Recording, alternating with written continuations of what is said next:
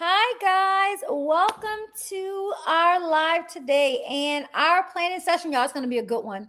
I get the question asked all the time, how do I teach science and social studies? So I'm going to show you how I teach science through reading today.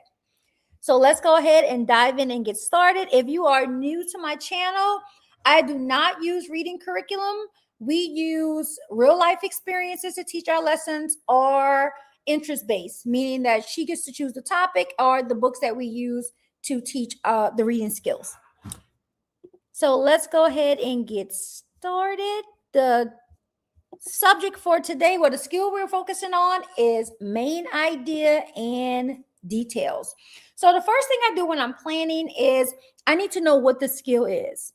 So we have to, for main idea and detail, you have to figure out what something is mostly about. That's the main idea, and which details actually matter, which is supporting details.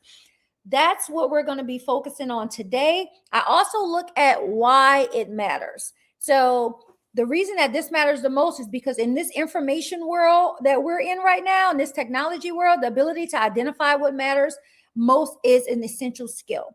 So in addition to what the skill is, I like to focus on why the skill already also matters. So when she's applying it to real life, she'll know why we actually doing it. There's so many things that we learn or I've learned in school that I do not use. So if I don't feel like those things are essential, we don't skip them. We may touch on them or introduce them, but for the most part, I'm not going to spend my time there. But main idea and supporting details is one of those things that she's going to use. So she has to identify the focus, select the details, and explain the connection. That's what she has to do for fourth grade. So the next thing we start with real life. So this week, our science lesson is on forces in motion. Science is not my area of expertise. I do not use a science curriculum. I have a list of all of the things, science skills, and this is the one that we're going to focus on to make it interesting. I am also project-based. I like to do experiments and projects, and that's how I like to introduce the skills. So for science, for forces in motion, we have some little mini cars that we're going to use, and we have some of these that we're going to use. So we're going on day one for the notice the skill. I am introducing not just the reading skill, but also my science lesson, which on forces in motion. So I'm going to share with you the first thing we're going to do on day one, which is going to be Monday. Let me share the video. We are going to watch this video on general science forces in motion on YouTube. It's going to go through the video. Let me give you a little bit of it. Let's see. Hope you guys can see it. So, what is a force? In physics, a force is any kind of push or pull on an object. For instance, when I throw this dodgeball, I am exerting a force. I'm not going to watch the whole video, but this is not my area of expertise. I did 15 years in the school system as an ELA teacher and instructional coach. So science, we're going to go find something. I'm going to pull some things to teachers. So I'm going to use this video to introduce it. And day one is about, let me go ahead and bring up back. There we go. And day one, again, is about just noticing a skill. We're going to look at things around the house. We're going to do our science activity for the day. After she looks at her video, I'm going to talk about what do you think it was mostly about? What ideas keep showing up? What parts feel important? You can do this with anything. Right now, my daughter is into Alvin and the Chipmunks. If she wants to pull up an episode, we can use that to talk about main idea. Well, what was this episode about? What ideas supported that episode and what parts made it feel important? So you can literally do this with anything. So day one, it's introducing the skill of main idea through conversation, through whatever it is that you want. In our case, we're doing it through a science lesson. And then as the day goes on, I'm going to, depend on what it is that we're doing, we love to bake. So we can do this from what's the end goal of baking, and then the details that we use to bake the muffins or whatever it is. So you can make this go with anything. That's day one, noticing the skill. Now on day two is when you really dig into it and how to teach the skill and how to model it. So what I did is I use Common Lit for my passages. No need to go and try to find something or find a curriculum or whatever. I found a passage on forces in motion. So in addition to this teaching, what forces in motion is, it's also an activity on main idea and detail. So I'm going to use this passage that I pull from Common Lit. I'm going to model my thinking. I'm going to show her how I identified the main idea and how I identified the important details. And remember that important details. Where a lot of kids struggle, they like to just give you every detail, and because they don't know how to identify an important detail from just a regular detail that's in a paragraph. And I'm going to show you guys that later, how I'm going to make sure she understands that if that's somewhere we struggle. Main idea is also not a new skill that we're working on, because she's in 4th grade. We're doing 4th and 5th grade work. So it's, if I feel that she's not struggling, then I'm just going to like move on, and I'm not going to use my thinking tools, but I'm going to show them to you anyways, just in case you guys may need them. All right. So I'm going to model. Then we are going to do it together. And then the last, on the second page, on the forces in different directions, I'm going to let her read this, and then she's going to identify the main idea, the details, and make the connection for herself. In addition to that, I like to write as many days, like to do writing every day. So we are also going to do the writing connection. So she's not going to just identify it. She's going to write about it as well. And that's on day 2. So on Tuesday, Monday, we notice the skill. We're just grappling with main idea and details. We're doing our activities with the science lesson. And on day 2, I'm modeling my thinking, what it looks like. She is doing her part where we're going to do it together, and then she's going to do it on her own, and then she's going to write.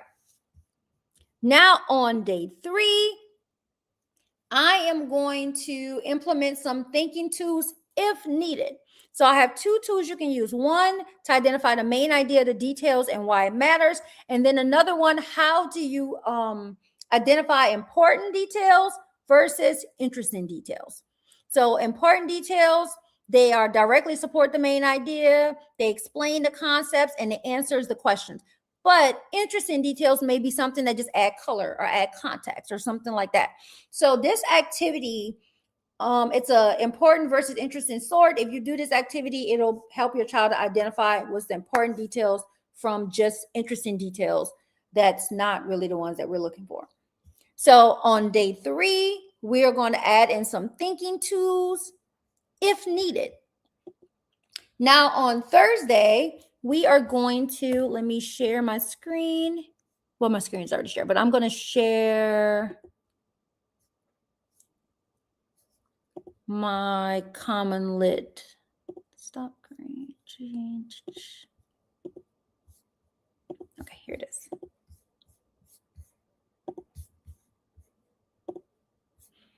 So on day, let me make it a little bigger. Yep. It's one of these. Okay, there we go. So on day 4, now this is independent work. We've already went through this passage. If you want, you can go find another passage and use it for main idea and details. But I really want her to understand the forces in motion. So I'm going to just share with you. They have a video. They have an overview. There's guiding questions. They have assessment questions. What is the main idea of the text? So we are working on main idea and details. So just showing that she's able to identify it of the text. And this also shows me that she mastered the skill if she can do it. And there's discussion questions as well. So the last thing that we do on Friday, let me bring back up. Oh, here it is. Okay. So the last thing we do on Fridays, we have a progress meeting. I'm going to share that with you guys too. I have a process that we go through. We talk about not just academics, but her feelings, how school's working, like just to see where she is mentally. Are we doing too much? Is not enough? Or we just, it's a lot of things that we do the progress meeting. But one of those things that we do in that meeting is we talk about whether or not she mastered it or she did not master it. And this gives me the opportunity to know if I need to move on or I need to reteach it. So I have discussion. We look over our common lit work to see how she, because that's something that's graded. We look through our activities that we did for the week, and we have that conversation to see if she can verbally tell me what's the main idea, what's the details, and explain how she came about finding out these things. So that's the last thing we do is we determine what mastery looks and sounds like, and that shows me if I need to reteach it. Y'all, this is simple. This is, if you're teaching science and social studies, you don't know where to fit it in. I fit it in my reading informational lessons. It's that easy. If you are looking to do this, whether you use curriculum or you don't use curriculum, you can use this guide. It adapts to anything. I have it for reading literature, for reading informational for grades 3 to 5, and it adapts to anything you're doing. We can practice main idea throughout the week on a movie we're looking at, just anything. And it makes being able, teaching through real life experiences, teaching through interest based text or whatever it is that she loves to do, makes my life easy. She's focused. She's excited about learning. It's stuff that she loves already. And I'm just building our lessons around it. So if that's something you're interested in, if you have any questions, go ahead and leave me a message or a comment, or you can just send me a message and I'll respond as soon as I can. In addition to that, I'm going to have clips and I'm going to show you guys what this looks like live throughout the week. So if you are not following me on Instagram or on TikTok, go ahead and do, or on Facebook, go ahead and do that, because I like to show you what these lessons actually look like live.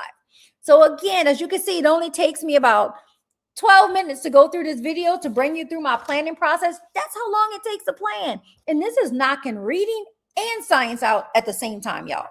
So if you have any questions, again, drop me a comment and let me know where you're learning from. I mean, where you're listening from, or where you are right now, because I love to know like who I'm impacting, who I'm reaching, and what areas that I'm actually reaching.